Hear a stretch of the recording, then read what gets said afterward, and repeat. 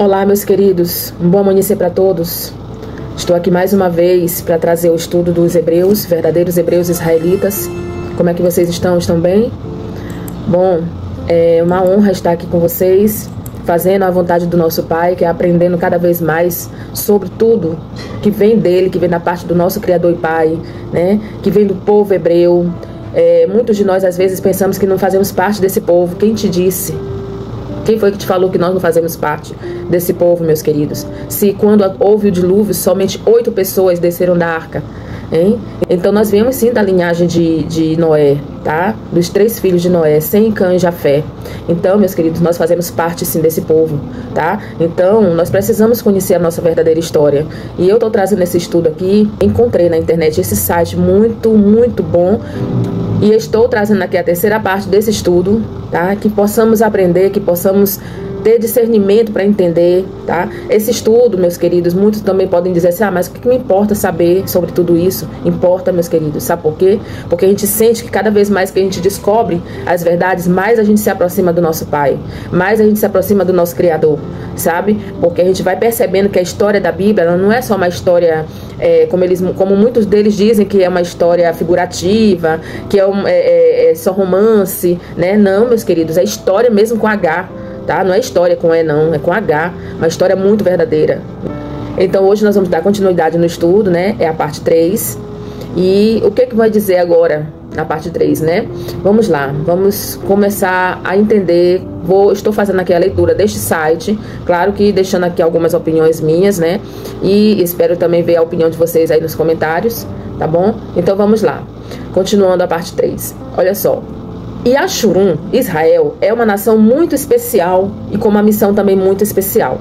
Os hebreus negros têm uma missão especial na terra, e esta é a causa de tantas perseguições, tentativas de apagar a nossa verdadeira identidade israelita e substituir por outras, viu? É o que eu falei para vocês. Às vezes, de tantas as informações que a gente recebeu, do momento que a gente nasce, a gente vai recebendo informações que eles, sistema, passam para nós, a gente não consegue discernir que nós temos uma história e que essa história está dentro da Bíblia, entende, meus irmãos?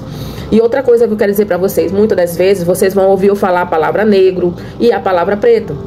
Mas muitos vão pensar que quando eu estiver pronunciando a palavra preto, é por racismo, é por preconceito, é por ironizar. Meus queridos, longe de mim isso, tá? Eu amo as pessoas de cor preta, sabe? Assim como todos nós. Porque a nossa cor, meus queridos, vem da linhagem desses 3 filhos de Noé, se vocês querem saber, tá?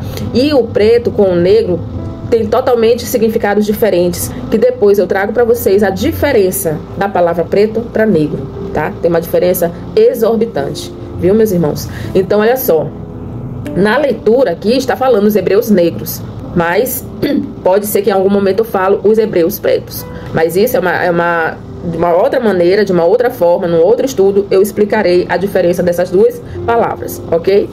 Vamos lá. Os hebreus negros têm uma missão especial na terra, e esta é a causa de tantas perseguições, tentativas de apagar a nossa verdadeira identidade israelitas e substituir por outras. Foi o que eu falei para vocês, tá? Como eles fazem, como o sistema prepara a nossa mente, doutrina a nossa mente, para que a gente venha esquecer quem nós éramos lá no passado e que está contido nas escrituras a nossa história, tá, meus irmãos? Os hebreus receberam do próprio Pai, do Criador Yahweh, a missão de encaminhar os perdidos de volta ao Pai. Os próprios hebreus, tá? Então, nós vamos ver lá em João, abra sua Bíblia aí, lá em João, no capítulo 4, versículo 22. João capítulo 4, versículo 22 diz o seguinte, na Bíblia aqui, na nossa Bíblia, nós estamos lendo as escrituras, tá? Em momentos vocês vão ver eu fazer a leitura do estudo, do site Hebreus Israelitas, tá? Mas agora eu vou fazer a leitura dentro da palavra. Tá aqui a Bíblia na minha mão, que é o que eles estão citando aqui para nós. João capítulo 4, versículo 22. Diz o seguinte: vós adorais o que não sabeis. Nós adoramos o que sabemos, porque a salvação vem dos judeus. Então, essa história aqui do capítulo 4 de João, no versículo 22, está falando da história da mulher samaritana. Vamos lá. Originalmente, eram os habitantes de Samaria, cidade fundada por Onri, rei de Israel, para ser a capital do reino do norte, conforme relatado em 1 Reis 16:24. Sendo assim, eles eram israelitas sanguíneos, ou seja, eram hebreus legítimos, da linhagem de Abraão. Quando diz assim, vocês adoram, não sabem o que? Provavelmente se refere à ignorância e corrupção do culto samaritano. Embora tenham recebido os 5 livros de Moisés, eles rejeitaram os profetas e tudo o que eles diziam a respeito do Criador. Inclusive, os samaritanos tanto adoravam o Criador, como também a deuses pagãos. Tá bom, meus queridos? Era uma mistura danada. Nessa passagem, Yahushua estava a caminho para a Galileia. E passando por Samaria, parou numa cidade chamada Sicar, né? E exatamente nesta cidade, havia uma fonte numa propriedade rural que foi de Jacó. E passou a ser de José, após a morte de Jacó, certo? E que, inclusive, a fonte também se chama Jacó, fonte de Jacó. Exatamente à 6ª hora do dia, ou seja, ao meio-dia, num sol escaldante, Yahushua, por estar cansado da viagem, parou nessa fonte. E vendo uma samaritana se aproximar, Yahushua pede água a ela. Por ele estar sozinho, seus discípulos foram comprar comida enquanto ele ficou ali descansando. Ele vai e pede água para essa samaritana. Mas ali há uma missão, ali houve um propósito. Em todos os momentos, no parar perto dessa fonte, esta samaritana ter que ir nesse mesmo horário, tudo teve um propósito, tudo teve uma razão de ser, tá? Para que eles dois se encontrassem e tivessem esse bate-papo, onde através dela o povo de Samaria começa a crer no Salvador. Entende, meus queridos? Olha só. Por que existia essa diversidade, essa falta de comunhão entre o povo samaritano e o povo judeu? Existia, meus queridos, eles não se conversavam. Tanto que ela diz assim, ela diz para Yahushua assim, você sendo um judeu, vens até mim, uma samaritana, pedir água? Por quê? Porque eles não se comunicavam. E naquele momento ali, Yahushua quebra esse tabu, sabe? Ele deixa como exemplo que isso era para não acontecer, essa divisão. E quem eram os samaritanos? Os samaritanos ocupavam um país que anteriormente pertencia à tribo de Efraim e à meia tribo de Manassés. Tá? Eles ocupavam esse país. A capital do país era Samaria, anteriormente uma cidade grande e esplêndida. Quando as 10 tribos foram levados cativos para a Síria, o rei de Assíria enviou pessoas de Cuta, Ava, Ramate e Sefarvaim para habitar Samaria. E este relato, meus queridos, está lá em 2 Reis, capítulo 17, 24, e também está em Esdras, do capítulo 4, versículo 2 a 11. Se você quiser, pode ler aí na sua Bíblia para conferir sobre essa levada desse povo para Samaria, tá? Então, olha lá, esses estrangeiros casaram-se com a população israelita. E vocês vão lembrar que o que mais o nosso pai, o nosso Criador, recomendava para o seu povo era que não se misturasse com outras nações, tá? Para que se mantivessem puros. Por quê? Porque as outras nações já tinham se corrompido, né? Era uma nação idólatra.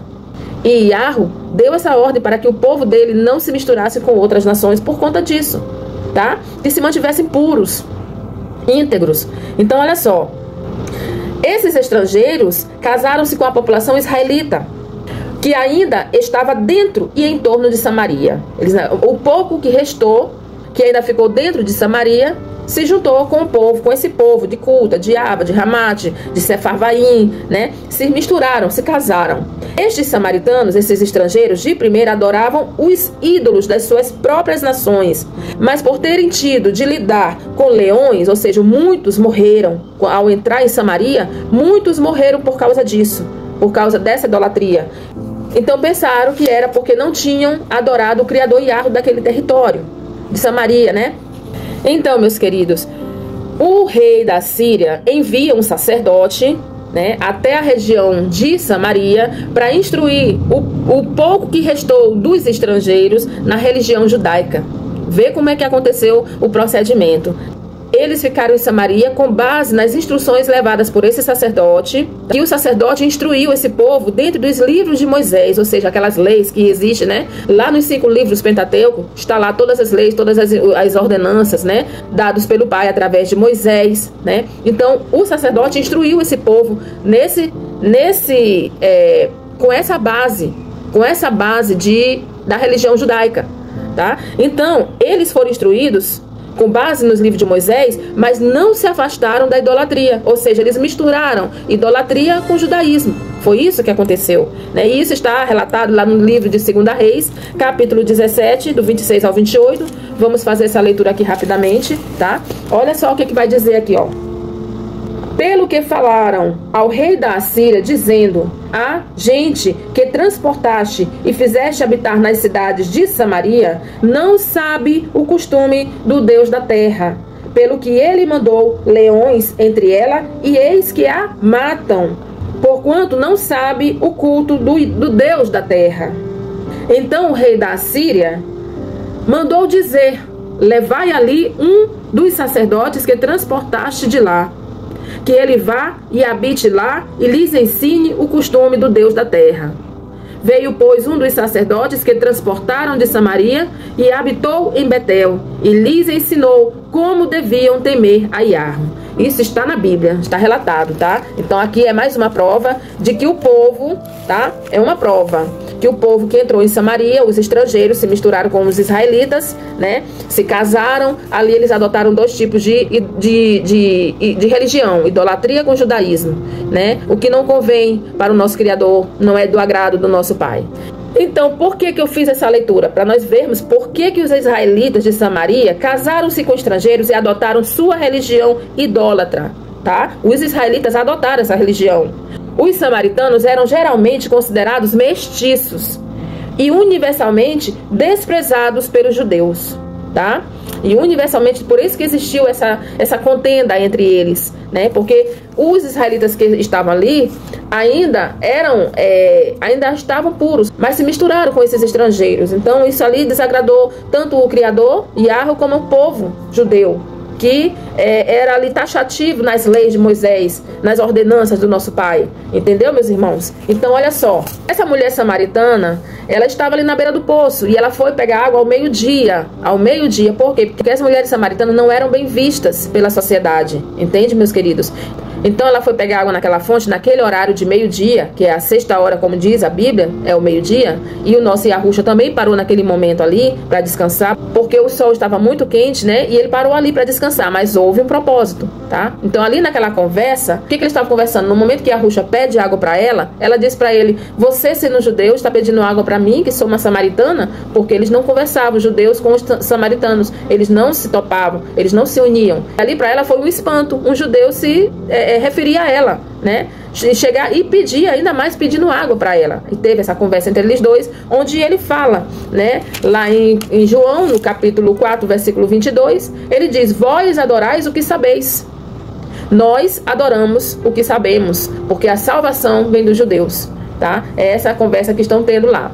Mas a história aqui é sobre os hebreus, vamos voltar ao nosso estudo, tá bom? Continuando aqui o nosso estudo, eu dei essa palhinha aqui sobre a samaritana, porque aqui no estudo dos hebreus ele cita essa passagem, né? Então, para que a gente não ficasse tão perdido, eu venho trazer um pouquinho dessa explicação sobre Samaria, sobre os samaritanos, ok? Continuando aqui o estudo. Aos hebreus israelitas foi confiada a palavra do Criador. Está lá em Romanos, capítulo 3, versículo 2. Vamos ver o que está lá em Romanos. Eu estou com minha Bíblia aberta aqui no computador, tá? Mas eu vou abrir a Bíblia para vocês verem que o que nós estamos lendo está sim dentro da Bíblia, tá? Está sim dentro das Escrituras. Então por isso que eu quero pegar a Bíblia para ler junto com vocês. Está lá em Romanos, capítulo 3, versículo 22, e diz o seguinte: olha só, eu vou ler do primeiro versículo para que a gente entenda melhor, tá? Qual é, logo, a vantagem do judeu? É uma pergunta. Ou qual é a utilidade da circuncisão? Outra pergunta. E aí vem o versículo 2. Muita, em toda maneira, porque, primeiramente, as palavras de Iarro lhe foram confiadas. Viu? Primeiramente, para os judeus, a palavra de Iarro foram confiadas a eles. Tá? Por isso que está confirmando aqui o que foi dito lá em João capítulo 4. Vós adorais o que sabeis, nós adoramos o que sabemos, porque a salvação vem dos judeus. Combinou, tá? Fechou, selou. Então, continuando. Várias das chamadas ovelhas negras e perdidas da casa de Israel estão sendo resgatadas, e isto pelo mundo afora. o Messias de Yashurum, ou seja, Israel, ele disse, olha o que ele vai dizer lá em Mateus, capítulo 15, versículo 24. Pegue lá a sua Bíblia mais uma vez. Olha o que diz em Mateus, capítulo 15, versículo 24. E ele, respondendo, disse: eu não fui enviado, senão às ovelhas perdidas da casa de Israel. Confirmou, né? Aqui o estudo hebreu-israelita citou essa passagem, está confirmando aqui na leitura da palavra, tá? Ele diz, Yahushua, e ele respondendo disse: eu não fui enviado, senão às ovelhas perdidas da casa de Israel.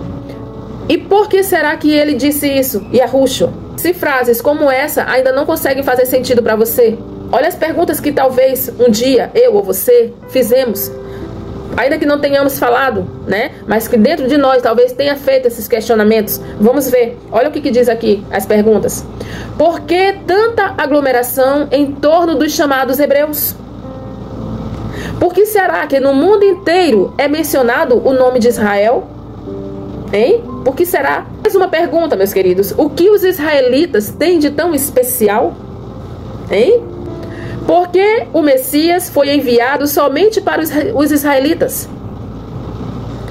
E por que será que tantas pessoas se intitulam israelitas e na verdade não são?